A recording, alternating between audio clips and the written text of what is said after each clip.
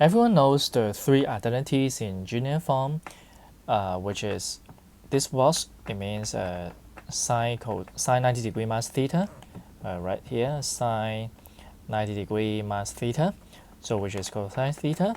So next box, cosine 90 degree minus theta is, do you remember it?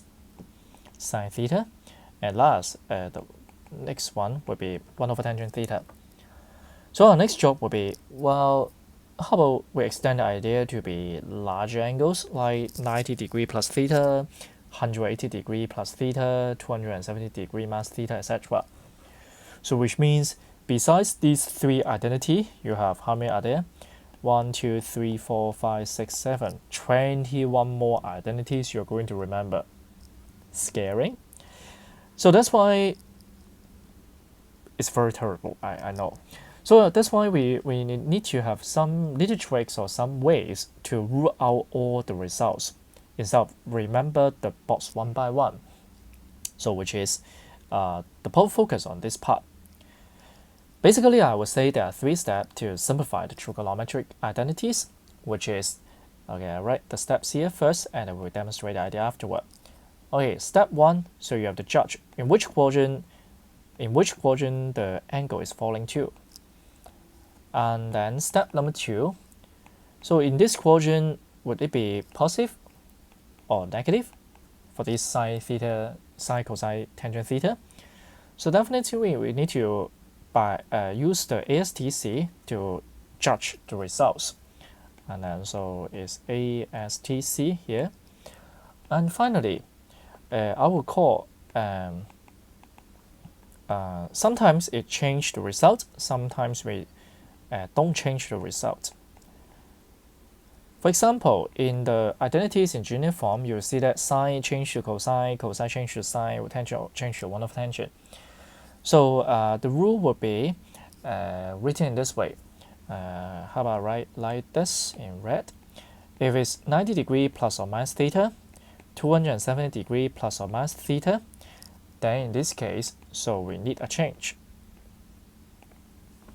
So whereas if you have 180 degree plus or minus theta, and then 360 degree plus or minus theta, or simply minus theta, like 0 degree minus theta, in this case there is no change. No change.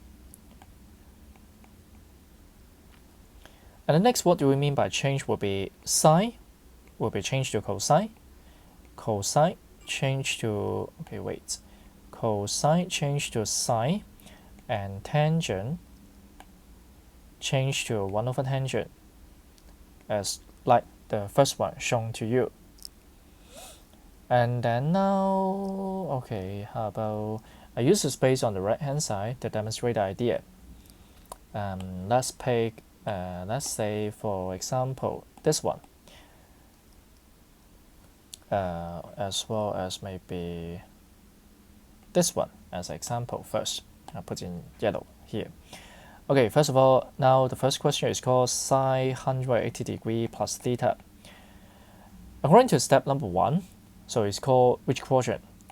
So we suppose theta will be a very small angle, and that's why 180 degree would be, okay, let's go back. Besides the ASTC, you also need to remember the position of different angles as well. So as shown in the yellow markings here, 180 degree plus theta, that means 180 degree a bit more, so it goes to quadrant 3. So that's why it's called quadrant 3. In quadrant 3, according to ASTC, this one is a T here, ASTC, so it's a T here. So that's why sine theta should be negative. And because of 180 plus, so that's why there's no change. And finally, how we can fill up the answer in the box. In the box here would be, okay, negative, no change, that means keep sine. And then finally, the answer should be simply theta, taking away those 180 plus, 270 minus, etc. If it's all right, then we try to fill in the other example, like tangent. All right, this is the first example. Second example, tangent 180 degree minus theta. So next, I change to green here. 180 minus theta will be fall back, maybe somewhere in the green line, which is in quadrant 2. In quadrant 2 is SC, so that's why tangent is negative. 180 minus, that means no change. So as a result, the outcome would be minus no change tangent theta afterward.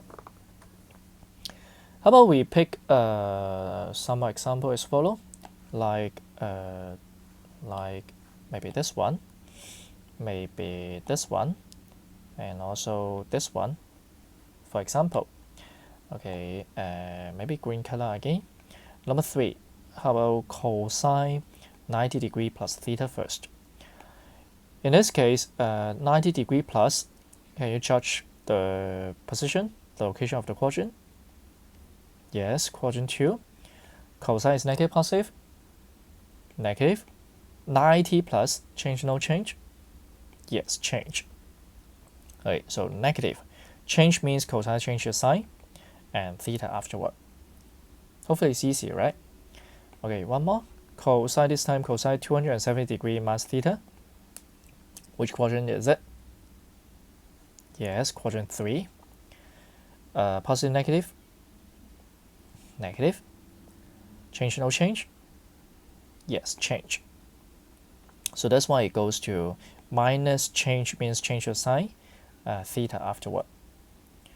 Okay, final one, maybe I need to move down. How about last one? Cosine minus theta.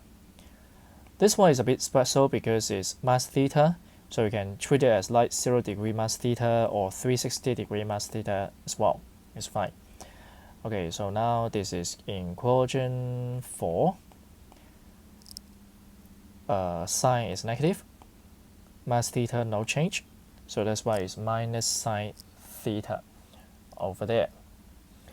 Maybe I pick the last example for this one, tangent. All right, number 6, tangent 270 degree minus theta. Okay, this one is quadrant 3. Positive for tangent. Change this time. Positive, that means 1 over. Positive first. Change means 1 over, and then 1 over tangent theta. So if it's alright, please fill up the rest of the boxes and check the answers in my notes afterward. And finally, so don't forget to remember this step 1, 2, 3 about trigonometric identities. These are the ways how you can simplify all identities in like in a minute. And the basic information, basic background you should have to make sure that you should know would be, you have to remember the positions of different angles, where 0 degree means 360 as well. And then so of course you need to remember ASTC for a while. Next, with the help of trigonometric identities, then it helps us to find out some values like sine 150, tangent 150 without using a calculator. So let's see how it works. So only as things we know about the trigonometric values will be, we know, for example, like those 3 special angles, 30, 45 degree, 60 degree. So hopefully you remember the values quite well. For example, you should know what is sine 30 degree or like cosine 45 degree quickly. And then next, so in order to find the values of the coming like 6 question properly, so that's why we need to think of how I change 150 to be one of the angles that we are familiar with. And hopefully you can see that, yes, that's we can write as 180 degree minus 30 degree. And this is one way. And then in this one, we can treat it as like the identity we have before, 180 degree minus theta. And then so let's take a look here. 180 degree is on the negative x-axis. Minus theta, that means it's in quadrant 2, where sine theta is, okay, quadrant 2, sine theta is positive. And next, because 180 degree, so that's why there's no change. So as a result, the next step would be if we treat 30 degree as theta, then it's positive, no change. So that's why it's sine 30 degree afterward. And then by subtracting out the result of sine 30, it gives you 1/2 afterward. Is it easy, right? Some of you may consider, well, can I write 150 as 90 degree plus 60 degree? Pretty well, is a very good idea. But in this case, then your answer will be like consider as 90 degree plus theta. It's still in quadrant 2. But in this case, sine is also positive. But in this case, because of 90 plus, so that's why there's a necessary change. What I mean is, so the next step afterward will be it changes to cosine 60 degree. And again, you have to spell cosine 60, which gives you the same answer, 1/2 afterward. Then I think you can capable to complete 2, 3, 4, 5 by yourselves. But for number 6, because of the negative angle, you may find that it's a bit hard. And so that's why I help you to understand this way. And what if I think of minus 150 degree is minus 180 degree plus 30?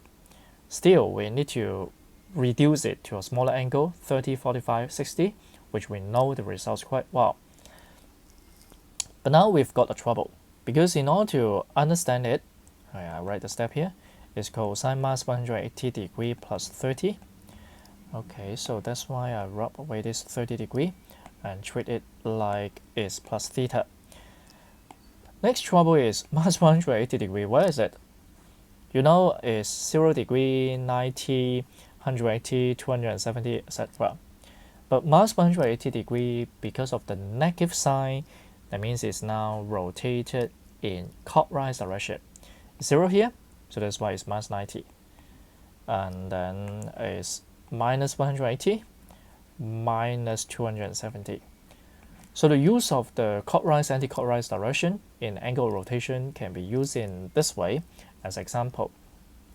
So yet, minus 180 degree plus theta, that means it's somewhere in quadrant 3, where cosine is negative. And third step is minus 180 degree is no change. So as a result, it goes to negative, no change, theta, which is 30. And spell the result of cosine 30, which is 3/2, and help us to complete the answer, complete the question. Easy, right? Next, of course, we may be simplifying some trigonometric identities in some examples. Maybe part A, I leave it for you. Try part B. Part B, 180 degree plus theta. So let's follow the step 1, 2, 3. Step 1, quadrant. This is quadrant 3. Change, no change. No. Positive, negative first. This is quadrant 3, tangent positive. 180 degree plus, no change. Okay, let's go ahead first. 270 degree minus theta, quadrant 3 as well. Positive for tangent, change. So that's why part B will be positive, no change. That means tangent theta for the first one. Positive change to 1/tangent, theta for the second one. Well, you will see that, well, that's very good because these two are identical to each other, which means it's cancelled and gives you a 1. Very easy. But easy means that, but in order to make it easy, the first step is, can you manage step 1, 2, 3 for a while and read the quadrant, read positive, negative by ASTC, etc. very quickly. Last example will be reading the question about proof that. So the format should be you write as left hand side, right hand side, and check whether they're identical to each other. So it's pretty terrible. So let's read the question together. 270 minus theta, quadrant 3. Next, tangent is positive with change. Cosine 270 degree plus theta is quadrant 3. Quadrant 4. Cosine is positive with a change. Okay. Next, the reason I picked this example because, wow, can you see that minus 270 is very terrible? Yes, probably if it's the first time you face it. So that's why I would treat it as minus 270 degree plus theta. It's better for you to put theta plus theta or minus theta, whatever, at the end, while the angle in the front. So which helps you to justify about the position quotient carefully. So now we take a look. 0 degree here. So referring to the previous example, then you remember minus 90, minus 180 degree, minus 270 degree. So in clockwise direction. So minus 270 degree is originally 90 degree. Next, plus theta, that means at the angle. So this is the position of it, which means it's in quadrant 2. Sine is positive, while minus 270 degree is 90 degree. So which means there's a change. And now we can write our left hand side as follow. Okay, positive change, that means 1 over tangent theta, over positive change, that means you have a sine theta, multiply to positive change, that means change to cosine theta. Well, that's good. Everything positive, that's good. Okay, coming up next, I don't like fraction and fraction, so that's why I prefer to split it, write as 1 over tangent and 1 over sine theta, and then times cosine theta afterward. And so it requires you another idea about the identity. Tangent theta, in order to simplify, we sometimes change it to sine theta over cosine theta. If it's now, you see in the expression is 1 over tangent theta, that means you turn the results upside down, which gives you is cosine theta over sine theta.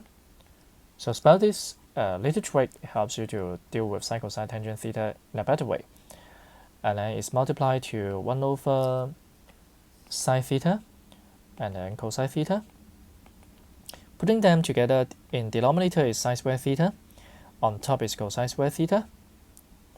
Okay, again you see it's upside down. That means it's square of 1 over tangent theta, right? Square on 1 is 1, square on tangent is tangent square, so it gives you the right hand side very quickly.